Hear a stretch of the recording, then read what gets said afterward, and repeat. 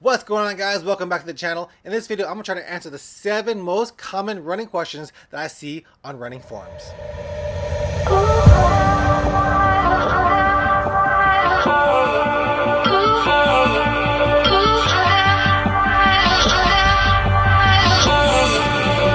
Alright guys, so if you are part of any running forums on Reddit or on Facebook, you probably see these common questions a lot, and I'm going to try to answer them because they're always asked, especially by new runners, and it is the season of the new runner. Right now, people are starting to make their New Year's resolutions, so they want to lose weight. So running is usually number 1 on that list, and also because of the pandemic, more people are taking their workouts outside, so running has seen an uptick in popularity these past couple of months. So there's a lot of new runners, and they're asking a lot of questions, and a lot of those questions are the same. So let's go on to the first question, and that is, how do you start running? So I've answered this question before, and I do have to say that it still rings true that you should walk before you can jog and jog before you can run. So running in most people's mind are the Olympics, right? You see the Olympics and you see those people on the track and they are running crazy fast. And that's what you have in your mind whenever you go running, but that's not how it should look like. Running can look real easy. Maybe you start with a walk and you move up to a jog, and from a jog to the run.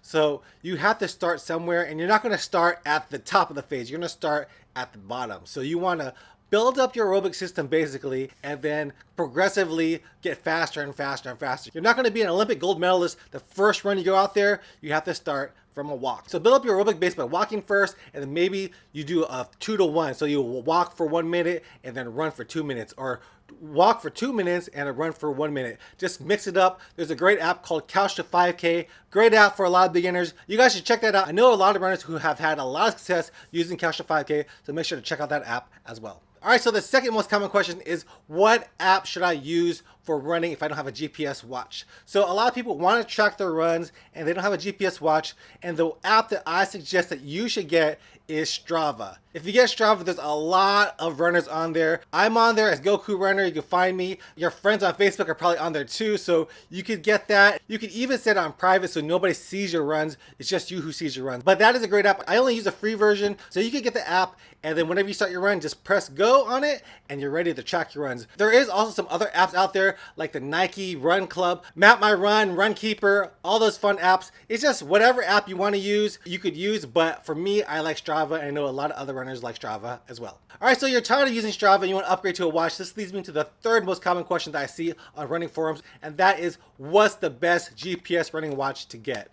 So I think for most beginner runners, you don't need to jump into the Phoenix 5s, the Polar V2, or the Chorus Vertex. You don't have to jump into the $600 watches right away. You could just start off with the beginner watches, which is going to be something like the Garmin Forerunner 45 or the Polar Ignite, or even a Vivo Active 3, like older version. You could definitely search for older versions of watches and use those, and they'll be just as good. As long as the watch has GPS, can track your distance, track your pace, that's basically all you need. There's a lot of watches out there that have a lot of other functions like sleep tracking, pulse ox, performance metrics, all these other things that you really don't even need. You could upgrade to that eventually, but in my opinion, definitely start off with the lower end of the watches, just so you can find out if you are in love with running, and then maybe if you want to get those other metrics, upgrade later on in the future. So just definitely look for a basic watch with GPS, distance, and pace. That's basically all I need in my watches anyway.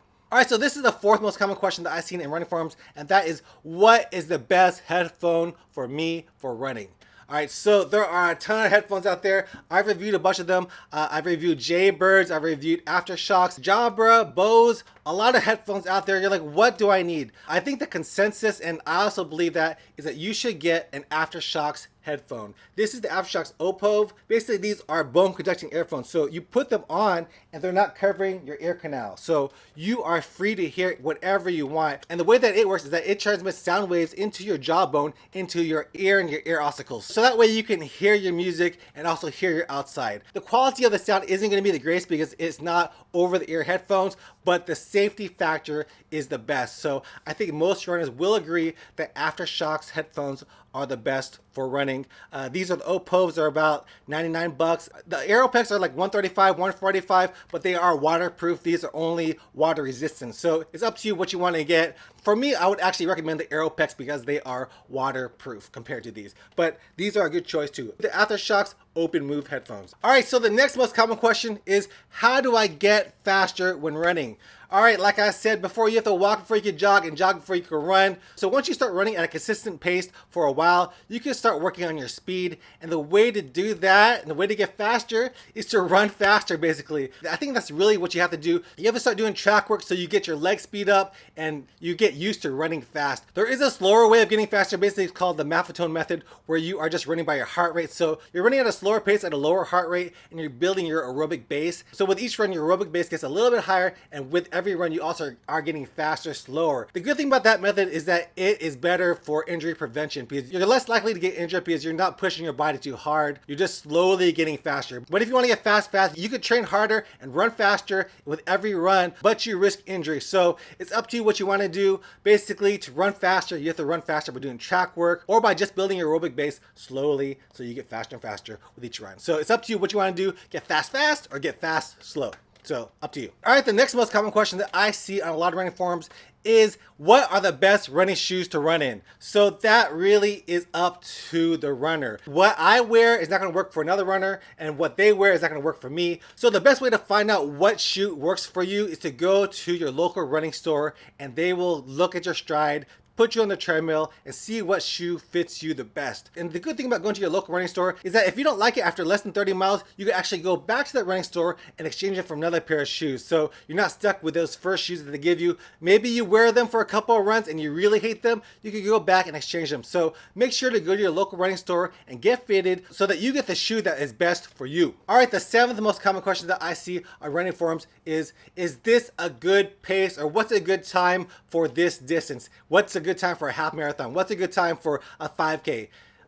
There really is no answer to that because it doesn't really matter what your time is. Your time is your time. I could say that for a half marathon, a good time is 2 hours, but maybe for somebody else, that's not a good time. It's just really up to you. So whatever you run your race at, or whatever you run your mile at, whatever time it is, it's a good time because it's your time and that's the time that you have to beat. You don't want to compare yourself to another runner. Like if another runner is running a 6-minute mile and you think you're slow because of that, there's really no point to compare yourself to that 6-minute mile because maybe they're putting a lot more work than you. Maybe they have different genetics. Maybe they've been running for many years to try to get that 6-minute mile, and when they started, they were just like you. So there really is no good time for X amount of miles or X amount of distance. The time that you get on your run is a good time for you. You just have to try to be better with every run that you do so that you can be proud of your time. Whatever time it is, it's going to be a good time. All right, so that's going to be it for today's video. If you guys don't know me, I am Jeremy, the Goku Runner. I make a lot of running videos, give running advice. I do race videos, everything running. So if you guys enjoy running, go ahead and subscribe to me right now. All right, guys, hope you guys enjoyed this video. If you guys did, give me a like, subscribe to my channel. I'll see you guys next time. Peace out.